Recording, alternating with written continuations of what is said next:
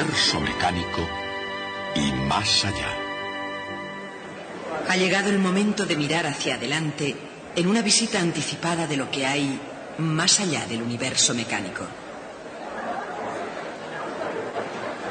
Tengo una maravillosa historia para contarles un poco más tarde, pero antes me gustaría despertarles la curiosidad.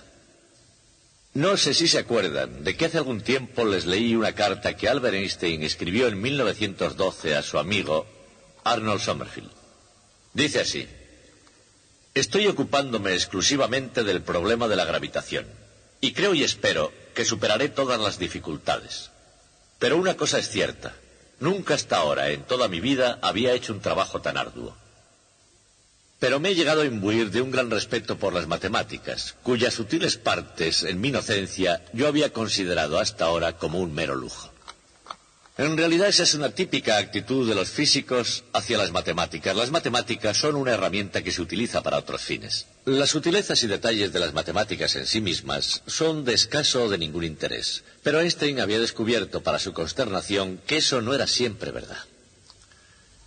El fundamento matemático de la teoría general de la relatividad de Albert Einstein era algo llamado cálculo tensorial, que ya había sido elaborado 10 o 15 años antes por dos matemáticos italianos, uno de ellos llamado Tullio Levi-Civita.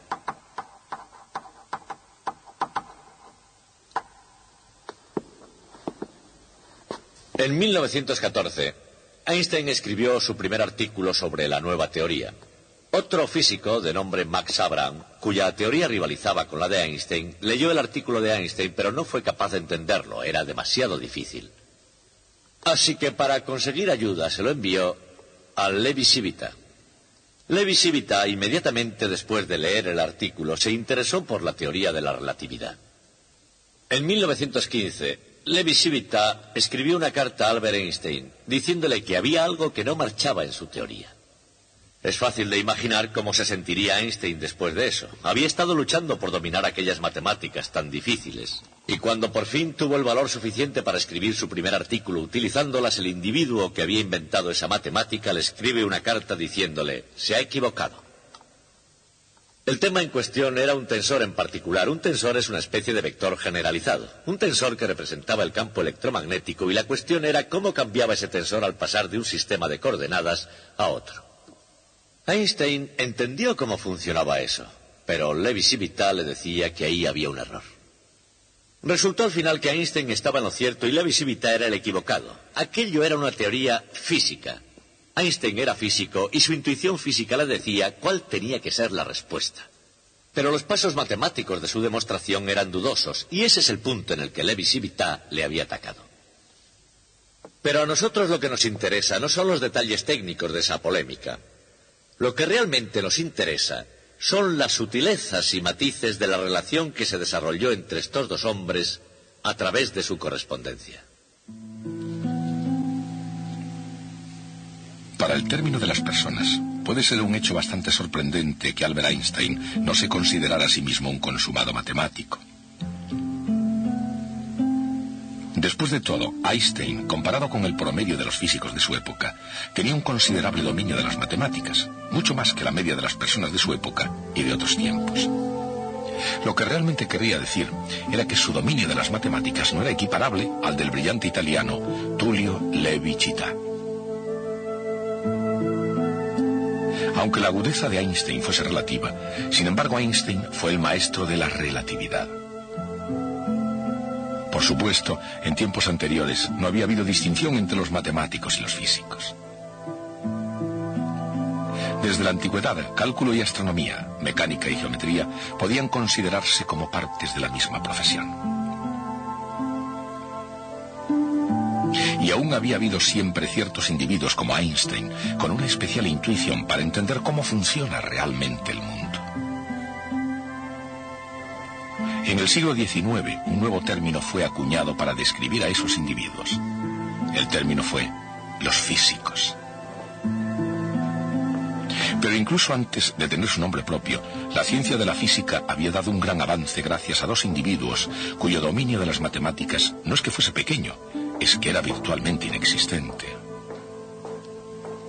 Uno de ellos era el honorable Benjamin Franklin de Filadelfia, Pensilvania, una colonia inglesa en las más bien incivilizadas Américas. Y el otro, que nació más o menos en el tiempo en que Pensilvania dejó de ser colonia de nadie, se llamaba Michael Faraday. En la Inglaterra de la reina Victoria, sin una educación adecuada, Michael Faraday tuvo dificultades incluso para pisar el umbral. Pero una vez introducido en la institución real, Faraday encontró una satisfacción que solo procede de la búsqueda y del descubrimiento de ideas científicas originales. Y aunque poco preparado en matemáticas, Faraday haría tanto como cualquier otro para impulsar a la ciencia más allá del universo mecánico de Isaac Newton. Las leyes de la mecánica de Newton, junto a su teoría de la fuerza de la gravedad, habían convencido al mundo de la ciencia de que el mundo podía ser entendido con medios racionales. Por esa misma vía, los seguidores de Newton descubrían que, igual que la gravedad, la electricidad y el magnetismo son también fuerzas que decrecen con el cuadrado de la distancia. La semejanza era asombrosa. Y tanto para Faraday como para la comunidad científica en general, aquello planteaba una de las cuestiones más importantes de la física, ya fuera gravitatoria, eléctrica o magnética. ¿Cómo podía una fuerza actuar entre cuerpos que ni siquiera estaban en contacto? Aquí brilló verdaderamente el poder de intuición de Faraday, porque con relación a este punto, él se imaginó que una fuerza de 1 dividido por r al cuadrado debe ser aplicada por algo que irradia hacia afuera, como la luz del sol.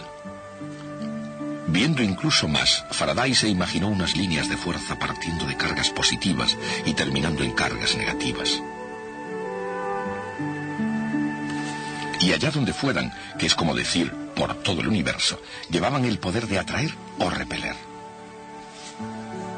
Y la idea de Faraday se formó de las fuerzas magnéticas. No era menos viva que su percepción de la electricidad.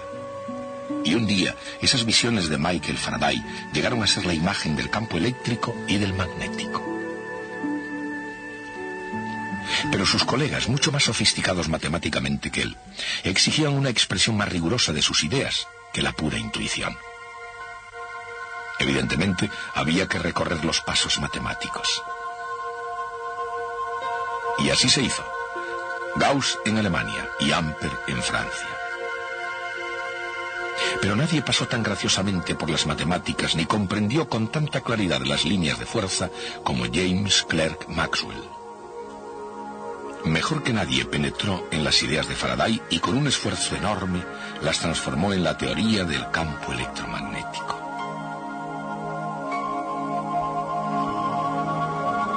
Las 4 leyes de los campos eléctrico y magnético son tan válidas hoy como el día en que las escribió James Clerk Maxwell.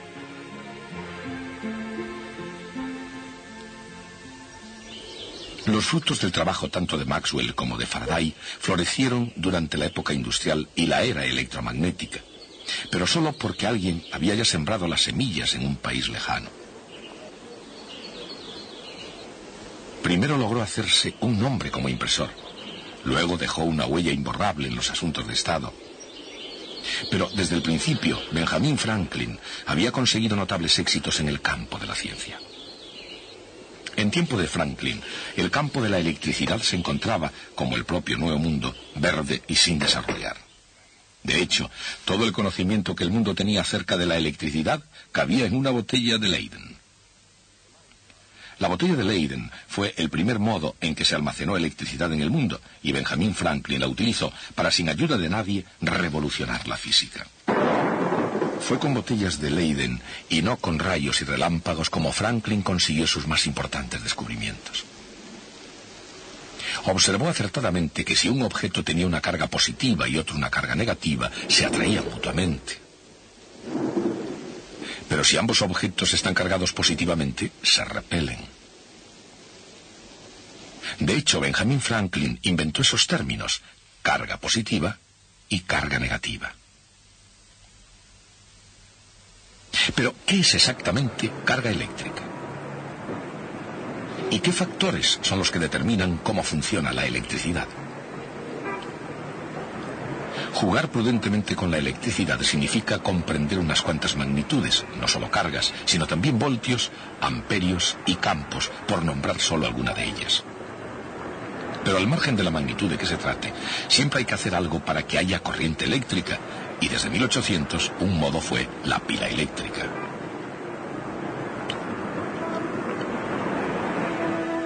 Giuseppe Galvani fue el primer neurobiólogo del mundo, y todo comenzó al hacerse una simple pregunta. ¿Cómo puede un anca de rana, sin estar pegada a la rana, tener una reacción tan fuerte a un impulso eléctrico tan pequeño? Su colega Alessandro Volta dio con la respuesta, y al mismo tiempo que la elaboraba, inventó también la pila eléctrica.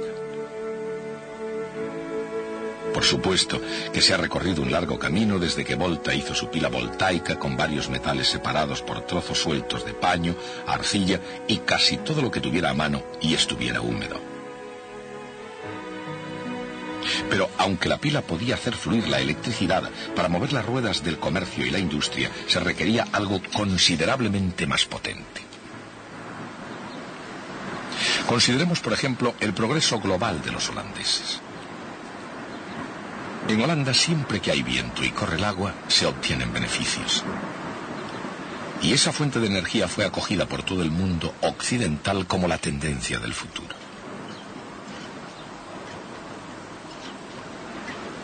Pero las condiciones de los negocios tienden a cambiar. Y dieron un cambio con la llegada de la máquina de vapor. Exactamente al mismo tiempo en la historia, el carbón se incorporaba a la ecuación de las fuentes de energía y de la potencia industrial. El carbón demostraba ser más de fiar que el viento y más fácil de transportar que el agua. Pero un elemento diferente iba a introducirse enseguida en la escena del poder industrial, la electricidad, y nadie sabía más de eso que Michael Faraday. Había inventado un aparato que daba vueltas debido al campo magnético creado por una corriente eléctrica. Ese fue el primer motor eléctrico del mundo.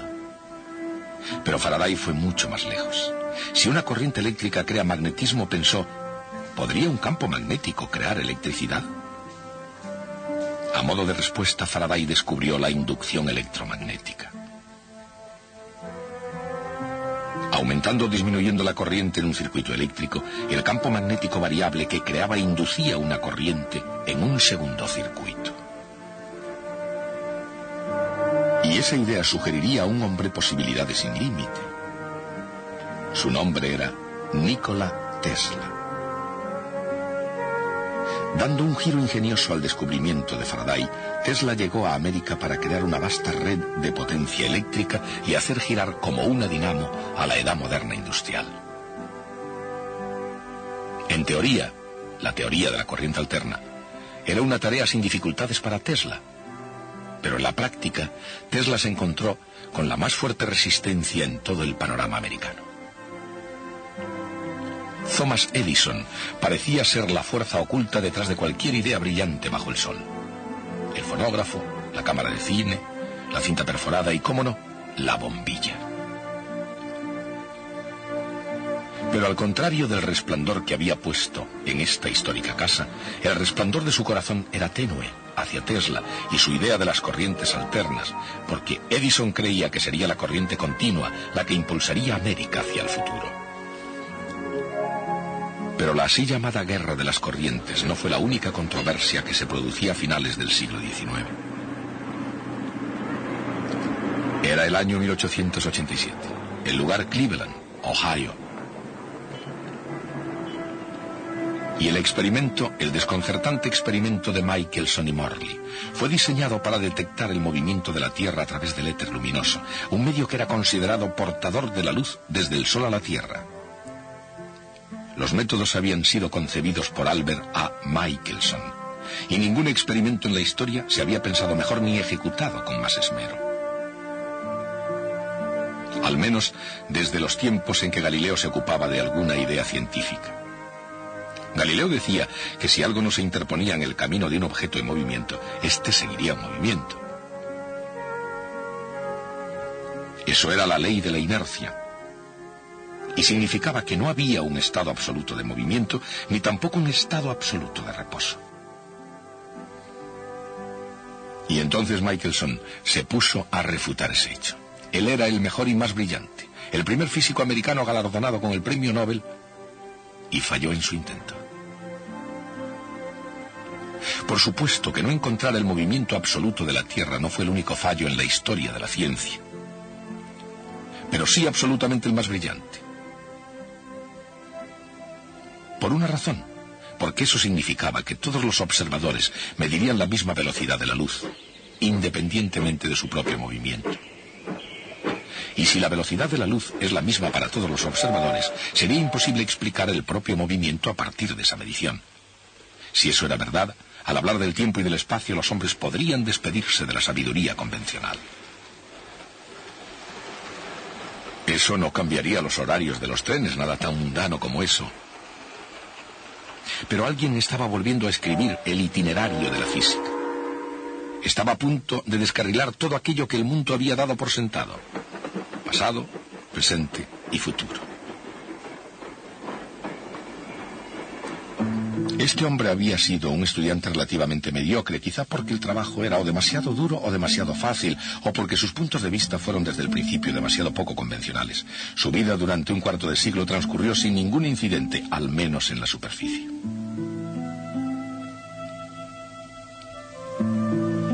Pero en 1905, cuando trabajaba en Suiza de administrativo en la oficina de patentes, este hombre vio el universo más dramáticamente que ningún otro desde Isaac Newton. Era Albert Einstein, y la relatividad de su forma de ver las cosas cambió el significado del tiempo y del espacio.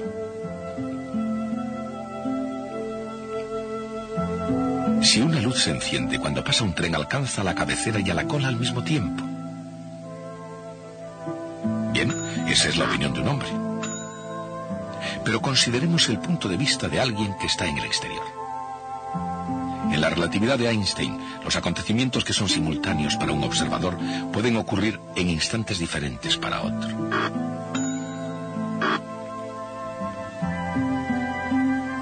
Y para ver los dos puntos de vista juntos, se requiere la combinación del espacio y el tiempo en un único continuo cuatridimensional. Contemplando al mundo nuevamente como nadie lo había hecho hasta entonces, Albert Einstein vio que, para cualquier observador en reposo, un reloj en movimiento se debe de hecho atrasar, y que las reglas en movimiento se contraen.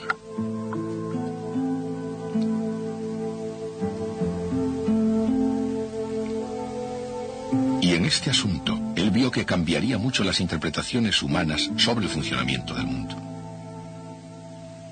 Por ejemplo, dos hermanos gemelos, Albert y Henry, nacidos en el mismo tiempo, en el mismo espacio, son muy parecidos en la superficie. Y sin embargo, en su interior, pueden resultar tan diferentes como la noche y el día. Ser diferentes y al mismo tiempo tan parecidos puede ser la paradoja extrema de gemelos idénticos. En física, sin embargo, la paradoja de los gemelos se sustituye con otra imagen.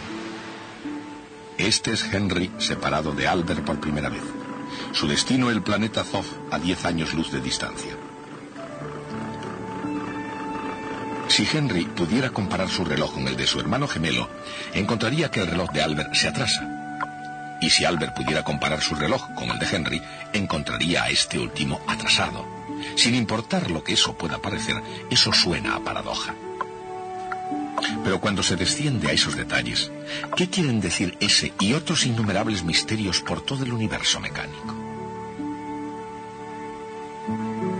Significan un viaje al propio átomo, a la electricidad y al magnetismo, a la relatividad, a la termodinámica y a muchas cosas más, en terrenos anteriormente nunca imaginados.